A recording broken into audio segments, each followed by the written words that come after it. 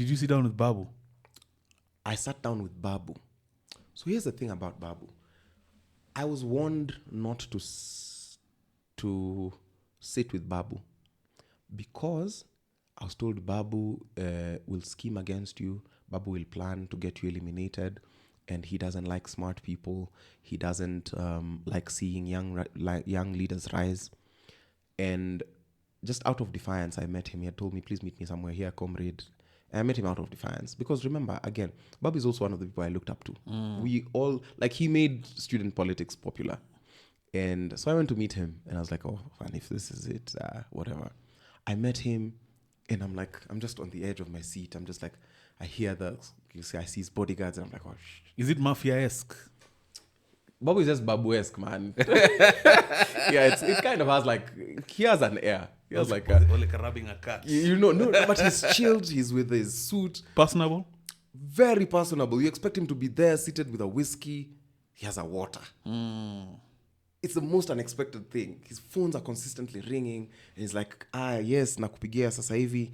Yes, nakumbuka. Nini puts them down and then you enter and then it's puts his phones away. So it's like a dondara. He's a don kabisa. And then the place he met me, I was just like, Sito boy. At the time, now this is the other thing that makes it very questionable. I meet media personalities there.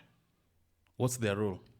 The narrative. Think about it, man. The narrative. Do you see how like it's a web? Yeah. And I'm like, see, but I've seen you in the newsrooms. You've been saying politicians are bad. What do you mean? It's a narrative. And then, man, but he was supposed to have like an interview, so he was prepping those people. And then I come and he tells everybody to leave. I'm like, hey. So I get in, we talk.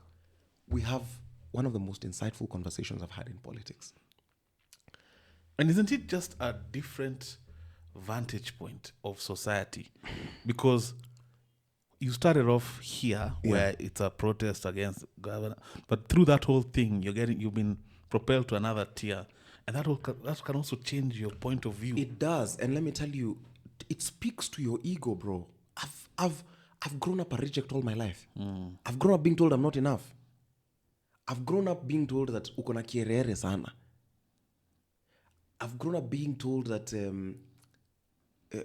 you talk funny, you that wang, that whatever. And every once in a while there's an outburst. People are saying, oh, it's eloquence, it's whatnot. It messes up with your psyche, bro. I wake up one time, I do an interview, and this is the thing which I don't prepare. Even that's quotables. They will just come. You ask me, especially if you ask me a stupid question, I really thrive with stupid questions because give me bangers and whatnot. I wake up, I do an interview that I thought, all the interviews I thought were dead are the interviews that propelled me. It's being reviewed in America. People are saying, is this the young thought whatever? leader? Is this the future of care? I'm like, but I'm like, keep it like this. But then also, you're still too much for the people. You're still not palatable enough. And even and that's why I was saying, I was mad at you guys because I was like, these are people out. I really want to meet these people, and it's. I'm like, oh, not even these ones. I thought these are the guys who would have gotten it, but whatever. So you see, it's a consistent battle of contradictions where the ego and your id is consistently at war.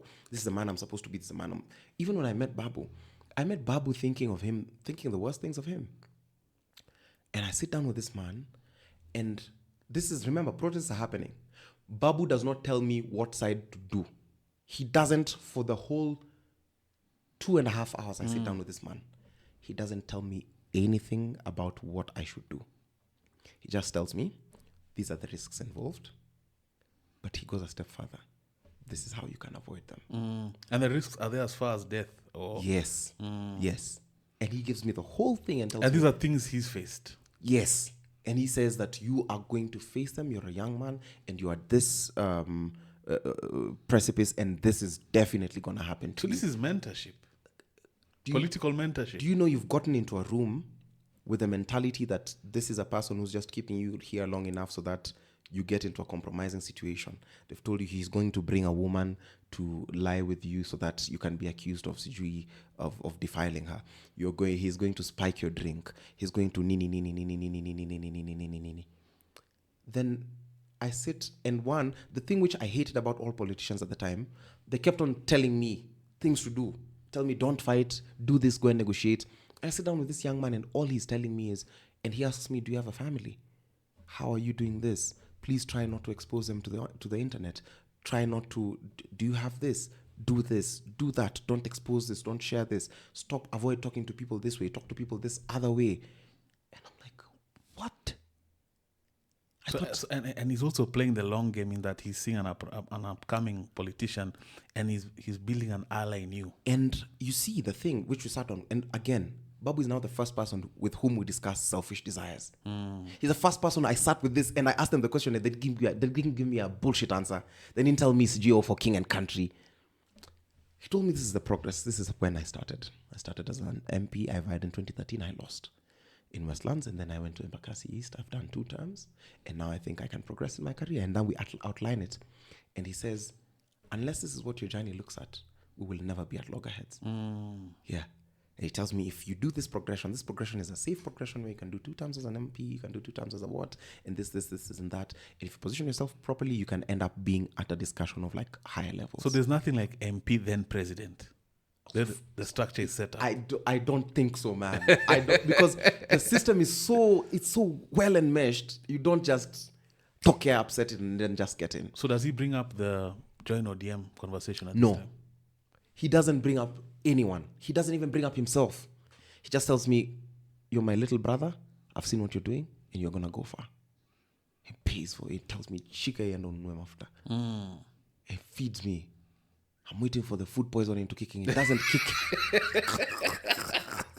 You live there confused. It doesn't kick in. And Babu is the first politician who plugs me on media. Because they come to do an interview and CG, they lacked lights, and he just brought out cars and used his cars as the lighting. And he says there are very many young people who are doing a good job. And I think I was being cancelled or whatever at the time. I'm always going through something. And he says there are very many young people who are doing a good job. Like Kasmuel'S, I've seen, is coming up very well and whatever. And he doesn't tell me, oh, please go and talk about me and beat. No. He says, go, you've done a good job. And of course, even within that, there's also his political mileage at play also. Yes, even within that Kasmuel dynamic. But remember, this is when it's paying off. Like, this is the first time I'm talking about Babu in public. I've never talked about Babu, in any forum. Exclusive. Yeah, this is the first time I'm saying that he was there, man. He would call me and say, comrade, naona unapigwa mbaya sana. No, keep your head up. Keep your head up. And so I've interacted with a very, very different kind of Babu, Why? Because I don't wanna circle back. Yeah. Since we're here. Yeah. Why is he not being considered? Why does it seem that the natural next thing for him, of course, would be the gubernatorial for Nairobi. But there seems to be some politics of sidelining or betrayal at play. What's that about? Because he's been a loyalist. Yes. No, kabisa. He's fought for the party. Kabisa. He's done all these things that I'm doing. And that's why people are saying, yeah, he was there before you. Don't think you're special. However, I think there are people who use Honorable Raila for clout. And these people, so any crowd you see, especially in Western region or coast sometimes, if you think you sway a crowd, but you're allied to Baba, you hold that crowd in escrow. That is a crowd you hold in trust. It is not your crowd. These people are listening to you just because Mzee is not here. But Babu has this thing where he has a constituency. He has an actual constituency, man, of people who are also willing to... Yes, that he can just do that real deep beam. And it's confusing for a lot of people, and it's a thing that brews envy.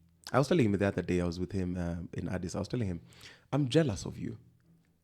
But jealousy is not bad. I'm jealous of you as well. You're one step in the podcasting space. I remember walking in and saying, man, even I can do this, and nini.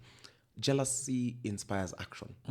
But also, it's attainable. You can see what the progress is. But envy is what is the problem. Because envy nilea, I want this place to be burnt. I don't want you to burn it so that I can be better than you. I just want it to be burnt so that it doesn't exist. That's the thing which people are trying to do to Babu within those structures. And are they that threatened? Because Raila has many political sons. You have the Sifunas. Yeah. You have now recently Right. Sakaja. Right. But if you want to look at it like the stepchild and the real child, but was the real child, man. I remember even Juicy was saying, all these other people are illegitimate sons. I'm the legitimate son. And top down, how does Baba consolidate that message to him? Like, yo, how is it not personal? So listen, Baba hasn't said anything. Baba hasn't endorsed anyone. I was there in Bomas when that prayer was happening. He didn't endorse Sakaja? Let me tell you, I think it's just that because that was the political temperature, we didn't listen to him objectively. Remember, there were talks of impeachment. Yes. Talks. Of impeachment for Sachs. So I think Baba was just like, Tulieni. It's not that this is who I want you guys to nini as a governor. But be that as it may, where Mzee is, he can say whatever it is that he wants. But again, the thing that people don't understand about this man is you don't know who you talked to. You don't know if you met Raila, if you met Amolo, if you met Odinga, if you met Baba Fidel, if you met Tinga. You don't know. And he's conscious of all versions. Yes. And he has a crazy routine and a very crazy structure, and he's very efficient. I think Baba beats every other politician in this country because he has a very efficient system. A system that allows him to be fully himself while still also being fully not himself. Yes. Like he can play both roles. He can be his authentic self, but also wear a costume. Be a persona. Yes. And so even Babu understands that because he's gone everywhere with Mzee for presidential campaigns. You think he knows the guy? You think Baba is afraid of Babu? Of course not. Yeah, like Baba can say anything to anyone. It's my party, you guys are in. He'll just say, "Hapana, where is Kupei?" And he says things very directly, like a father and a child. Almost. As in, all those people are his children over there. So he'll just say this, and that. So unless he says, when people are in Western, they said, you express your desire and then you want your hand to be lifted, you say exactly what it is. And he says, yeah, basi mtapatia huyu. I'm just like, an endorsement from Baba cannot be cryptic. It's not something which we will have to discuss. Yeah, he does the things and he says, this is who.